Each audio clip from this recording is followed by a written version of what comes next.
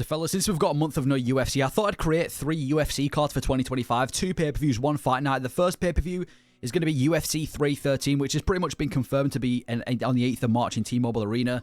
UFC 314, which is going to be in Spain. You can imagine who's going to be headlining that. And then a UFC fight night in Mexico that the UFC have kind of announced as well for March 29th. And we'll start off with the UFC 313 pay-per-view on the 8th of March. Now, this is going to be headlined by Alex Pereira, and I'm telling you that now because there's going to be references to him throughout the card, and I'll start off with the early prelims. If you just want to go straight to the main card, I'll put some timestamps during the video. The first fight on the early prelims, I've got Artem Vakitov versus Osman Diaz. Now, Artem Vakitov, I think, belongs on this card. If you don't know who he is, he's the last guy to beat Alex Pereira in kickboxing. In Alex Pereira's last kickboxing fight, I think, he lost to Artem Vakitov. And Artem Vatikov's now recently come over to the Contender Series in the light heavyweight division and got a finish. So I thought it'd be kind of fitting to put Artem Vakitov's UFC debut on a card that Pereira's headlining to kind of, and listen, they're not going to have a fight. It's not like it's creating some sort of storyline, but, you know, just spice it up a bit, put him on the same card as Porton against Osman Diaz, who's a bit of a can. He just recently got destroyed by Zhang Mingyang. He's a bit chinny these days, not because he got knocked out by Zhang Mingyang, because everyone's getting knocked out by him, but, you know, he's been KO'd a few times. I think this is quite an easy stylistic matchup for Artem Vakitov to kick off his UFC career in style on a Pereira card as well. So I think we should have Artem Vakitov on this card and put him against Osman Diaz, which I think is quite a favourable matchup for him. The next fight is Bruna Brazil versus Luana Pinheiro. Now, Bruna Brazil is the only female to represent the Fighting Nerds, and ever since joining the Fighting Nerds, she's been pretty good. I mean, she absolutely destroyed Molly McCann at UFC 304. I thought it'd make sense to put her on this card. We've got a Brazilian headliner. Put against Luana Pinheiro. She used to be quite talented, did Pinheiro. I think she's on like a 3 or a 4 fight losing streak now. It should be a fairly, not an easy fight for Bruna Brazil, but it's a step up for Bruna Brazil, a step down for Luana Pinheiro. And if Bruna Brazil can beat Pinheiro, she's probably going to be fighting in the rankings soon. So Bruna Brazil, Luana Pinheiro, just a women MMA fight on the early prelims. Like I said, we're trying to keep it realistic. The next fight, again, another Brazilian. We've got Jonata Denise versus Dontel Mayes. Now, Denise used to be a bit of an up-and-coming prospect in the heavyweight division. He was kind of knocking everyone out, came from Glory Kickboxing, and then he got absolutely demolished by Marcin Tibura at UFC 309 and exposed it. He's got no grappling, but I put him against Dontel Mayes. It's just a fight between 2 unranked heavyweights that kind of makes sense, and neither of them have to worry about the grappling. I think this will take place predominantly on the feet. They're 2 heavy-handed strikers. It's a high chance of it ending in a knockout, so I thought for Denise, let's not give him a stylistic nightmare. Let's give him somebody unranked, and let's give him Dontel Mayes, who just got mauled by Shamil Gaziev. So Jonata Denise, Dontel Mayes should be a fun heavyweight matchup between 2 heavy-handed guys. And then the headliner of the early prelims, I'm going to do Rinat Fakhretdinov versus Kelvin Gastelum. Yeah, I think this should be a good fight because the winner of this fight can fight somebody in the rankings of the welterweight division. Now, even though Rinat Fakhretdinov, you can arguably say already deserves a ranking. You know, he's beat Brian Battle, he's beat a few guys. He has had so many close fights or robberies. The Carlos Leo fight was a robbery. He drew with Zaleski dos Santos. He had a controversial win over Nicolas Dalbe. His only real good win in the UFC so far was, I guess, Brian Battle a few years ago, but a Kevin Lee fight where he destroyed Kevin Lee. Let's put him against Kelvin Gastelum, who just, I think in his last fight, beat Daniel Rodriguez by decision at UFC Saudi Arabia. I think this kind of makes a lot of sense. Put Rinat Fakhretdinov on this card. If you can beat Kelvin Gastelum, his toughest test, he can get into the rankings. If Kelvin Gastelum can beat Rinat Fakhretdinov, he's just shut down, I guess, I don't really want to call him a prospect, but he's just shut down an up-and-comer in the welterweight division, and I think Gastelum can fight in the rankings from there, because Gastelum's last loss was Sean Brady, who's now in the top 5, so Rinat versus Gastelum, winner gets in the rankings. Tough test for both of them because you've got an up-and-coming guy versus a guy who's basically been around for the longest time. So Rinat versus Gastelum. Then for the first prelim, I think we do Mike Malott versus Santiago Ponzinibbio. There's no real reason why I've put this on the T-Mobile Arena card for any reason. I just think it'll be a good fight for Mike Mallott's career next. He was once a surging prospect, got throat checked by Neil Magny, got a win over Trevin Giles in his most recent fight. I think put him in against Santiago Ponzinibbio, who keeps losing, but he's losing these really close fights. I'm pretty sure like 3 of his most recent losses have all been by way of split decision, apart from the Kevin Holland fight. So I think it just kind of makes a bit of sense. Santiago Ponzinibbio, long-rangey striker, against Mike Malott, who's fairly well-rounded and coming off a win. Step up for Mike Malott, gets him closer to the rankings if he wants to go back there. And it's also a chance for Santiago Ponzinibbio to pick up a big win when he beats Mike Malott. So I think this kind of makes sense to kick off the prelims at UFC 313. The next fight is a really fun fight in the bantamweight division. Vinicius Oliveira versus Pedro Munoz. Vinicius Oliveira is one of the best unranked bantamweights in the world, and I think he's probably a win away from being ranked. He debuted in the UFC with a KO of the year contender this year when he absolutely destroyed his opponent, knocked out Sopaj, I think it was. And then in his most recent fight where he was just styling on Ricky Simón, and I think he deserves to get close to the rankings now. I think we put him against Pedro Munoz. Pedro Munoz, very tough, never been chinned, so I don't think he'd get chinned by Oliveira, but again, he's a top 20 bantamweight in the world. Not good enough to make it into the rankings. He's kind of fallen off a lot recently. He has got some good wins. He's very tough. I think it's a good test for Vinicius Oliveira. If he can beat Pedro Munoz, I honestly don't mind the idea of giving Oliveira somebody like in the top 10 of the division, because if he can do it in good fashion, he's going to be a massive prospect. I think he's like 21-2.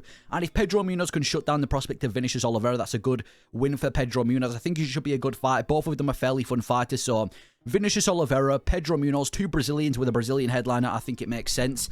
The next fight up on the prelims, Marcus McGee and Eamon Zahabi, two up-and-comers in the bantamweight division. The bantamweight division going at it between Marcus McGee and Eamon Zahabi. Marcus McGee, he started off his UFC career as an absolute beast. 3 straight knockouts, 3 straight finishes, and then in his most recent fight beat Jonathan Martinez in an impressive fight. And Eamon Zahabi kind of turned his career around on a big winning streak in the UFC, just recently beat Pedro Munoz. They're both ranked as well, 13th and 14th, and usually I wouldn't really put two up-and-comers against each other because I feel like it's a bit of a waste if we're just getting rid of one, but the bantamweight division is an exception. There are so many prospects in the bantamweight division, I don't think it really matters if we put two up-and-comers against each other. Plus, I think it'd be a really good fight. Zahabi, with his new team, has super sharp striking. Marcus McGee, very technical, but also super powerful as well. Also have the grappling to mix it up. I think this would be a really, really fun fight between two up-and-coming bantamweights. And the winner of this fight, I mean, it's big implications for the bantamweight division. You can give the winner of this fight somebody like Rob Font or maybe like a Marlon Vera. So Marcus McGee, Eamon Zahabi, two up-and-coming guys facing each other, and it's not really going to affect the division too much. It's not like it's flyweight or heavyweight where there's barely any prospects. There's a ton of prospects at bantamweight, so let's see them against each other. Marcus McGee, Eamon Zahabi on this card. And then the prelim headliner, a big fight, Alexander Rakic versus Dominic Reyes. Two light heavyweights headlining the prelims while the light heavyweight champion headlines the main card. But no, I think this fight should be next. I know a lot of people are going to be looking at this thinking, oh my gosh, you're just trying to kill Dominic Reyes. This is way too big of a step up in competition. Rakic hasn't actually proven that he's that good. Let's look at his record in the UFC. Lost to Ankalaev, knocked out by Yuri, injured against Jan Blachowicz, lost to Volkan Oezdemir. His best win is a decision win over Anthony Smith back in 2020, the guy who Dominic Reyes just absolutely bulldozed. He also just bulldozed Dustin Jacoby, who's now got a good win. He's also beat Chris Weidman and Volkan Oezdemir, arguably beat John Jones as well, with the only 3 guys he's lost to is Blachowicz, Spann, and Prohaska. So I think this is actually definitely not an easy fight for Reyes. I'd probably pick Rakic to win, but it's not as a big of a step up as people think it would be. And if Reyes can win this, he gets in the top 5 of the light heavyweight division, back in title contentions, which I don't think anyone expected in 2025. It's also winnable for both of them. Neither of them have to worry about grappling because it's going to be purely a stand-up fight, and there's a very high chance that one of them gets finished. Reyes is very powerful. Rakic is very technical. Rakic versus Reyes. Step down for Rakic, step up for Reyes. Big win for both of them. I think having this as like the prelim headliner at UFC 313 would be big. It gives Reyes enough time to recover after 310. It gives Rakic enough time to get his game together after losing in a Raw. So Reyes versus Rakic. Let's get it done, man. UFC 313, prelim headliner. And then to open up the main card, we have another light heavyweight fight. Nikita Krylov versus Azamat Murzakanov. Now, this was originally scheduled for UFC 309 on the Jones card, but I actually really like the matchmaking on this card, and I think it should be rescheduled to UFC 313 or just sometime early next year, and I feel like this could be a good card again. Alex Pereira is going to be on the card, so you can only imagine that the winner of this fight is going to have top 5 implications, kind of spices it up a bit. But no, you've got Nikita Krylov, number 8th in the division on a 3-fight winning streak, but he has been out since March of 2023 against Azamat Murzakanov, undefeated, just absolutely bulldozed Alonzo Menifield. This would be a really fun fight. I think the UFC did a good job matchmaking this, and I think it should be rescheduled for UFC 313. Winner of this fight, again, could potentially enter title talks, which makes sense when Alex Pereira is the headliner. And I just think it'll be a really good fight. Nikita Krylov looked really good in his last 3, but he's been out for so long. Azamat Murzakanov a surging prospect, powerful boxer. I think this makes all the sense in the world. Nikita Krylov, Azamat Murzakanov have it as the main card opener for UFC 313. And then the next fight up, we've got a Legends fight. Jose Aldo versus Dominic Cruz. This is a fight that I feel like we've match made for so long, but it's never come to fruition. This is the best possible time to book this fight between Aldo and Dominic Cruz. It's a Legends fight, a potential double retirement fight between two legends. Dominic Cruz said he wants to fight early 2025 and he'd be down to fight Jose Aldo. Aldo said in the past he's down to fight Dominic Cruz. Obviously, Aldo did come back after retiring against Jonathan Martinez and he's just been beaten by Batista. Neither of these guys have anything left to prove. They're not going to go on title runs. They're not going to have this long, massive career. So why don't you just put them both against each other? Two legends against each other in one final fight on a pay-per-view like UFC 313, Jose Aldo, Dominic Cruz, some of the greatest of all time, put them against each other for a Legends fight, I think it makes sense. Don't feed them to the prospects. Don't do Marcus McGee or Eamon Zahabi against Jose Aldo or Cruz. Put them against each other. I do think Aldo would absolutely batter him, but, you know, still, two legends going at it for this card. Aldo on the same card as Pereira as well, so you've got the Brazilian fan base tuning in. Aldo, Cruz, final fight for both of them, or at least a final fight for Dominic Cruz. But UFC 313 on the main card. The next fight up is a massive fight, and also a retirement fight. Justin Gaethje versus Dustin Poirier, number 3.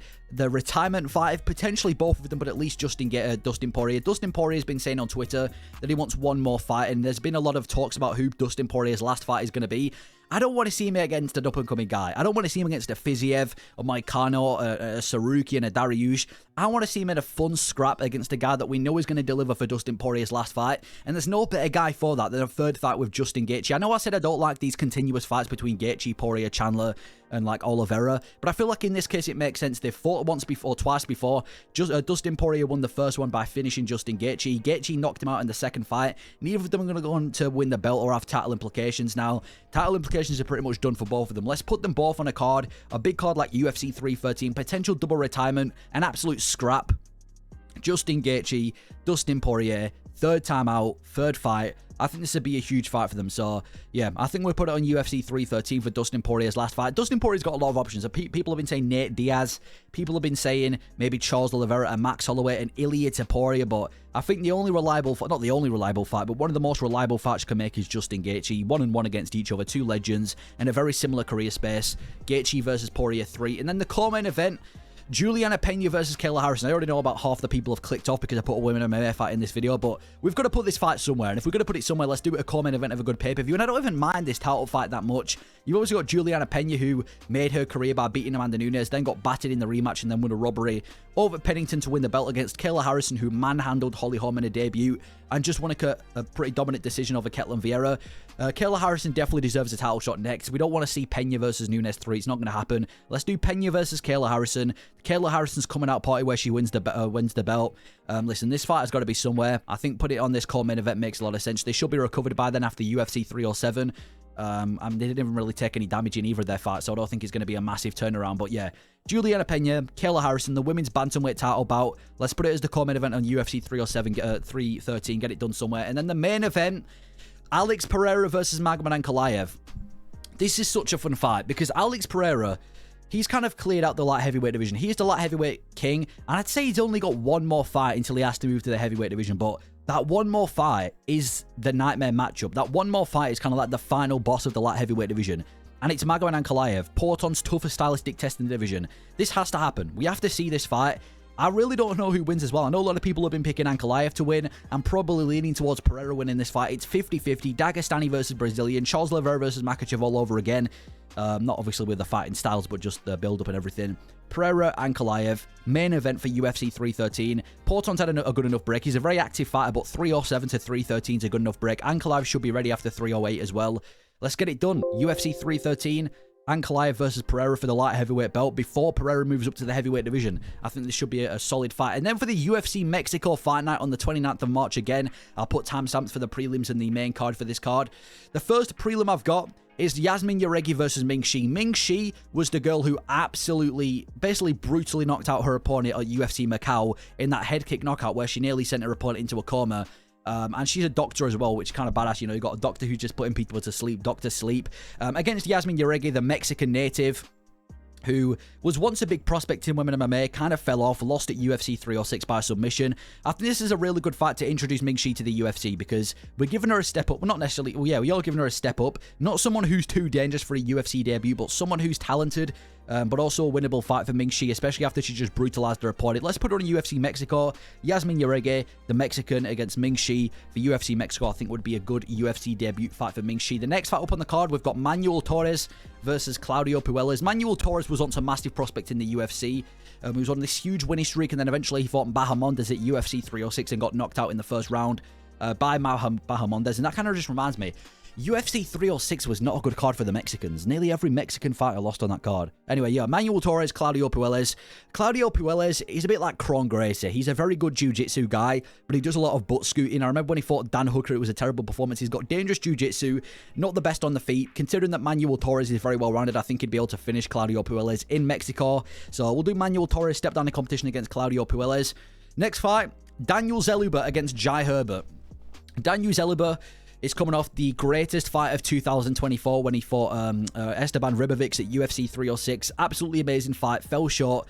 Obviously, was once a big lightweight prospect. We're going to give him a bit of a step down in competition. Not necessarily an easy fight, but just a step down in competition so he can get back on track. And I feel like Jai Herbert is that perfect opponent to get back on track. Jai Herbert, he's a lower level competition in the UFC. He trains with Leon Edwards. He's fairly well-rounded, but he's lost a lot of his fights. He's coming off a win over Bedoya, I think it was. But Bedoya, I think that was his UFC debut. He's just not the best as Jai Herbert. I think this would be a fairly easy fight for Daniel Zeluba. I can see him finishing Jai Herbert on the feet. So yeah, Daniel Zeluba, Jai Herbert in UFC Mexico. We can't do a UFC Mexico without Daniel Zeluba, especially after 306. So let's have him against Jai Herbert. And then the main card opener, Raul Rosas Jr. versus Victor Henry. I just think this is a step up in the competition for Raul Rosas Jr. I don't want to give him anyone too big because he obviously just got a win over Archie Long at UFC 306, and Raul Rosas Jr.'s career is on an upward trajectory, but we can't push him too far because I still believe that you put him against anybody ranked, he's going to get chinned. Let's put him against Victor Henry, who I think is coming off a loss. I forgot who he lost to, but he lost quite recently, and he's an unranked bantamweight. So I feel like this can be the perfect fight where we kind of see how good Raul Rosas Jr. is. If he can get past Victor Henry in Mexico, you've just won in Mexico. Another good win for his career, gets close to the rankings. And if Victor Henry can beat Raul Rosas Jr., he's just shocked the world, and he's just beaten a fairly big name in the bantamweight division against Raul Rosas Jr., which is a big win for Victor Henry. So I think we do this at UFC Mexico. Step up for Raul Rosas Jr., but it's not too big of a step up. And we obviously have to have Raul Rosas Jr., who's one of the biggest Mexican stars at UFC Mexico. The next fight, former champion Raquel Pennington versus Norma Dumont. Again, we've got to have Pennington on some sort of card, and I feel like this is a really good fight. Norma Dumont, well, obviously, we just had Raquel Pennington who lost her belt to Juliana Pena in a very close fight, and Norma Dumont has been on a tear in the UFC. She might have lost to Macy Chiasson a few years ago, but apart from that, she's been on an absolute tear of just pure decisions.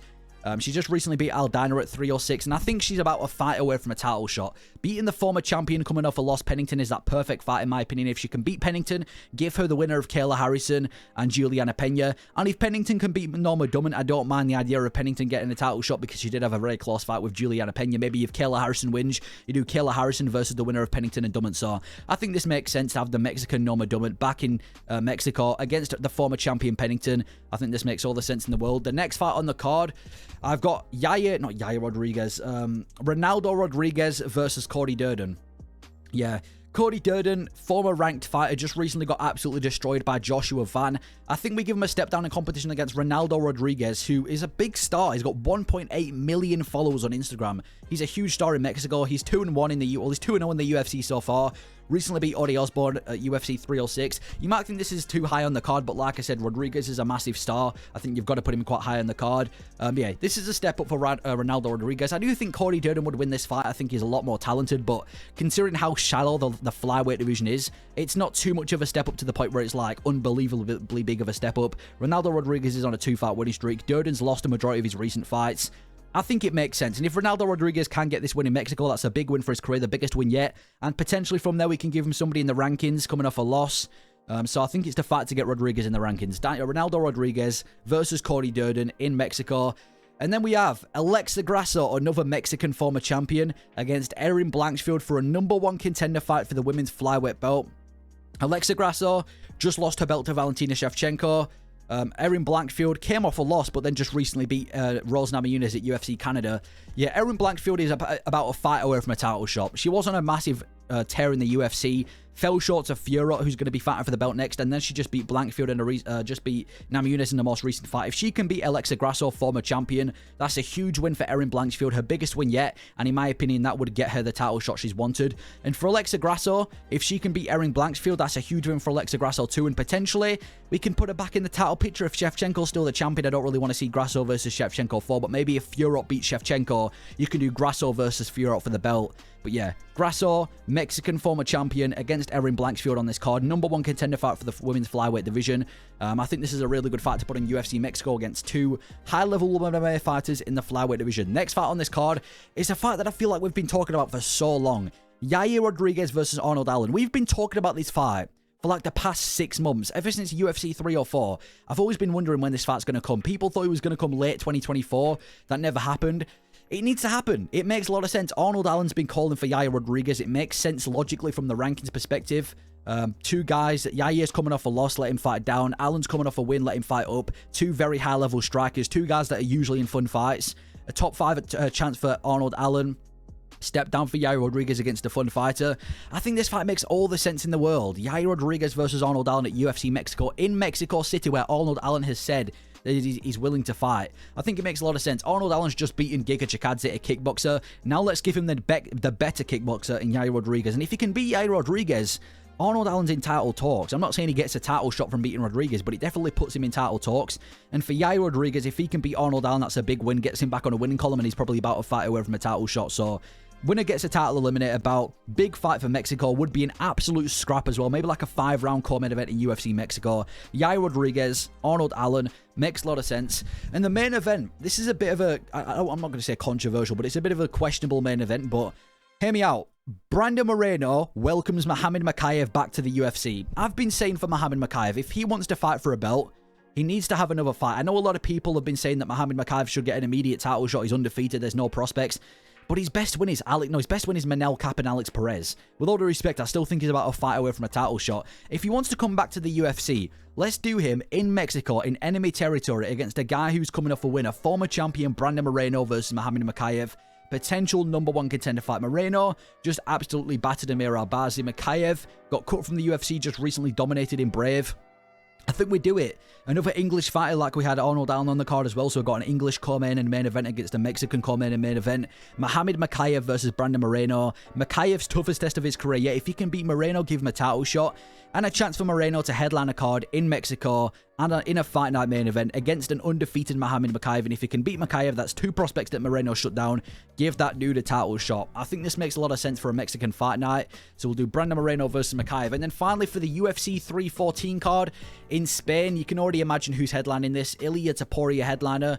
The first fight on the card, Alexandre Topuria versus Gabriel Miranda. Alexandre Topuria, there is no better card for Ilia Topuria's brother to debut on than this. On your own brother's headliner in Spain. He said he wants to come in the UFC early 2025. There is no possibly better card that Alexandre Topuria could debut in than in his own brother's headliner in his country in early 2025. I put him against Gabriel Miranda, who is a good submission artist, but he's very chinny, very beatable. I think this is a fairly winnable fight for Alexandre Topuria to kick off his UFC career. Let's have him open up the card. And Ilia Topuria headlining the card. Topuria opening up the card. Alexandre Topuria's UFC debut in Spain against a winnable fight in Gabriel Miranda, who is also quite not a big name, but it means a lot if he beats Gabriel Miranda. So I think we do this for Topuria's debut. Alexandre Topuria debuts in the UFC against Gabriel Miranda. Very winnable fight. And I think this should kick off the early prelims for UFC Spain. The next fight is just a fight between, I guess, a prospect, Cameron Smotherman and Cody Stamann. Cameron Smotherman recently got a good win over Jake Hadley on short notice. Cody Stamann's fallen off recently. It's a prospect versus, I guess, a veteran. Winnable fight for Cameron Smotherman. Bit of a prospect in the bantamweight division. There's no real reason I've put this on UFC Spain. I just think it's a fight that could happen. And the UFC tend to put these kind of up-and-coming contender series prospects on pay-per-view prelims. So I thought, it's just an example of that. Next fight, Daniel Perez versus Azat Maxim. Daniel Perez obviously Spanish, so it makes sense to put him on this card. Now, Daniel Perez just saved his UFC contract in his most recent win. He lost on the contender series, got submitted at UFC London, but then recently picked up a win over Alto Marino in a banger of a fight at UFC Paris against Azat Maxim, who won his UFC debut and recently lost to Charles Johnson in what was a banger of a fight. Like I said, the flyweight division is very shallow. You win a fight in the flyweight division, you're probably not too far away from the rankings. I think this makes sense. Azat Maxim fighting down, Daniel Perez fighting up. Should be a banger of the fight because they've both just been in amazing fights. I think it'll be such a fun fight to see in Spain with a Spanish fighter in Daniel Perez on the card. So Daniel Perez versus Azat Maxim in the early prelims, I think makes sense. And then the headline of the early prelims, this is a banger. Chris Barnett from Spain headlining the early prelims against Junior Tafa. This is a fight that I really want to see. I know the heavyweight division gets clowned on a lot for being a bad division. This is not a bad fight. Chris Barnett versus Junior Tafa. The loser of this fight probably gets cut from the UFC, considering they've both only won twice and they've lost 3 times, so you can only imagine the loser's going to get cut. Yeah, Chris Barnett, if you're going to do a Spanish card, you can't not put Chris Barnett on there. I know he's injured every other day or every other week, but he's probably one of the most hyped up Spanish guys in the UFC right now just because of his antics in and out the octagon.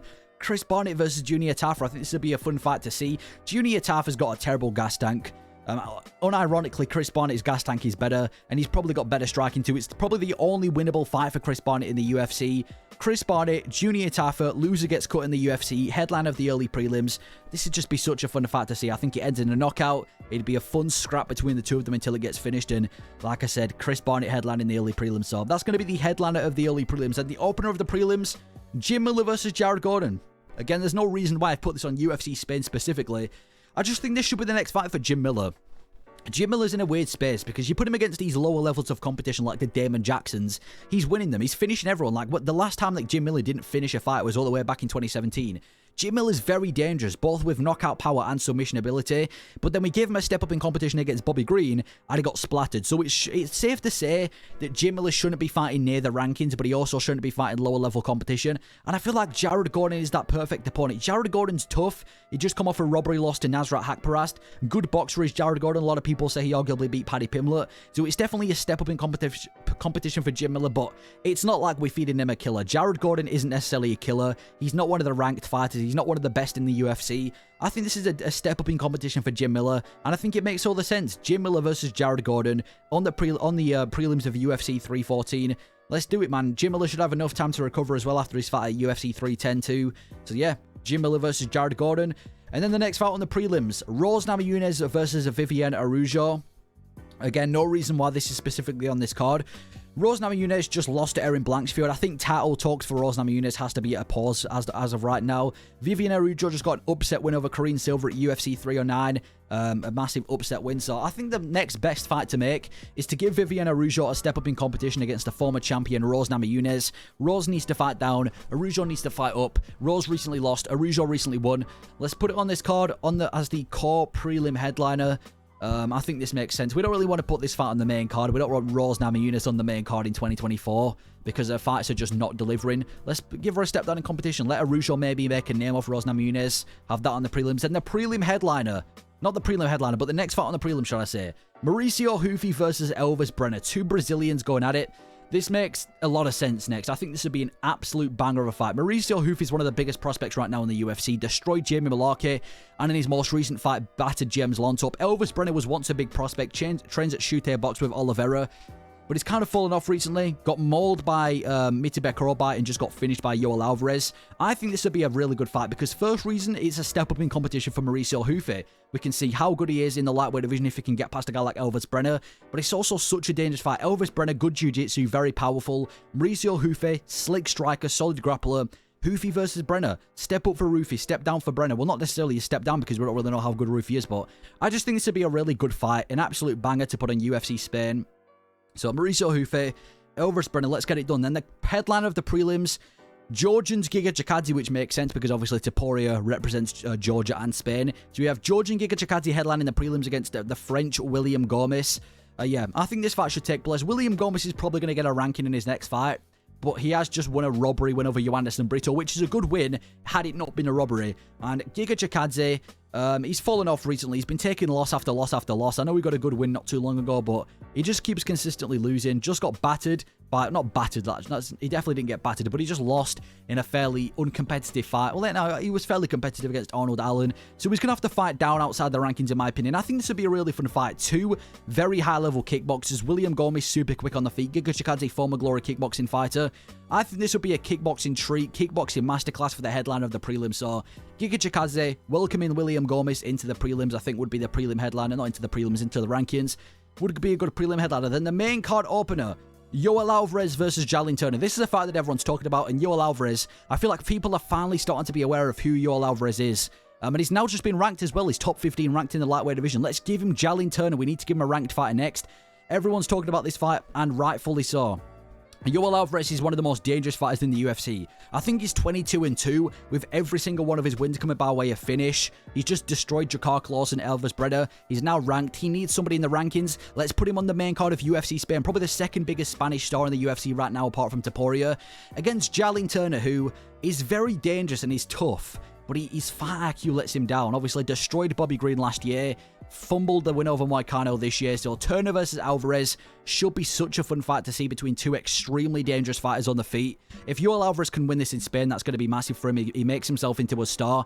And he probably gets a top 10 fight. And if Jalin Turner can shut down Yoel Alvarez, that's a big win for Jalin Turner. So I think we do Jalin Turner, Yoel Alvarez to open up the main card at UFC 314 in Spain. Next fight. Robert Whittaker is back on the Topuria card. He's been on the past 2 Topuria cards, and I think it should happen again against the winner of Anthony Hernandez and Brendan Allen. Now, Hernandez and Allen are going to be taking each other on February 22nd, so maybe this is too quick of a turnaround.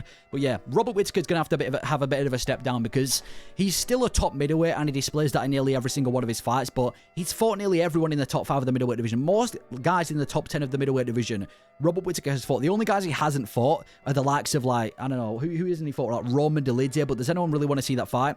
I want to see him face the winner of Allen and Hernandez. And now, it's tough for Whittaker because he's having to face another heavy grappler, but I think this makes a lot of sense. If Anthony Hernandez can get past Brendan Allen, he's one of the biggest middleweight prospects. I want to see him against the top middleweight, and I think Whittaker coming off a loss to a grappler would be that perfect fight. Whittaker versus Hernandez, huge fight. And if Brendan Allen can beat Anthony Hernandez, I know he just lost to Imavov, but I think if he can get past and shut down Hernandez, then let's give him somebody in the top 5. Robert Whittaker, again, coming off a loss to a grappler makes sense. So having Robert Whittaker on the main card against the winner of Anthony Hernandez and Brendan Allen, I think would make all the sense, and it probably just makes sense for Whittaker's next fight. Have it on UFC 314. Next fight on the card, Corey Sandhagen versus Davison Figueiredo. I just think this would be such a technical, but like a fun technical fight to see in the UFC. They're both coming off losses. Obviously, Davison Figueiredo was on a come-up and then he lost to Peter Yan. Sandhagen was on the come-up and then he lost to Nurmagomedov, so they're not going to be getting a title shot in the next fight, but I think this is just a really fun fight because they're so well-rounded. That's just, both of them are so well-rounded. You've got Corey Sandhagen, who's dangerous on the feet, also shown recently that he's got really good wrestling and grappling defense, against Davison Figueiredo, who hits like a truck on the feet and also has very high-level jiu-jitsu. I think this is just a really fun fight to make. Winner can potentially get back in title talks. Corey Sandhagen, Davison Figueiredo on pay-per-view. Let's get it done, man. I think it'll be such a good fight. I was originally going to do Sandhagen versus Sean O'Malley, but I thought it probably makes more sense to do O'Malley versus Peter Yan as a #1 contender fight, rather than just doing O'Malley versus Sandhagen. So, Sandhagen versus Figueiredo, both coming off losses. Such a fun fight to see. And then we've got the co-main event. Valentina Shevchenko versus Fiorot. Like I said earlier, Fiorot's going to be getting the next title shot, so let's do it. Manon Fiorot versus Valentina Shevchenko. Fiorot's definitely earned a title shot. She's beaten Blanchfield. She's beaten Rose Namajunas, arguably the best 2 unranked flyweights right now, apart from Grasso. So she's definitely getting a title shot in the next fight against Valentina Shevchenko, who is definitely the greatest women's flyweight of all time. Yeah, tough fight for Fiorot, but it makes sense next. Valentina Shevchenko needs to defend. She beat Grasso in the trilogy. A pop before that, she was just defending a belt. Let's give her Fiorot. Makes sense. There's not really much reason why it's on this card. It just needs to happen, so I thought we'd do it as a co-main event for a pay-per-view. So, Shevchenko, Fiorot, let's get it done. And then the main event, Ilia Topuria versus Diego Lopez. Now, I know that Topuria's recently got out and said that he wants to move up to flyweight, but you can't really headline a card if it ain't for the belt. I know you can, and we've seen it before, but it only really makes sense if he's headlining a card for a belt. And obviously, he's not going to get an immediate title shot against Makhachev because he's fighting at 311. So, let's do Topuria for his potential last featherweight fight against Diego Lopez, not against Volkanovski. Volk's been out for a year. I don't want to see him get chinned again. Let's do it against Diego Lopez. Brazilian versus the Spanish. Ilia Topuria versus Diego Lopez for potentially Topuria's last fight in Spain.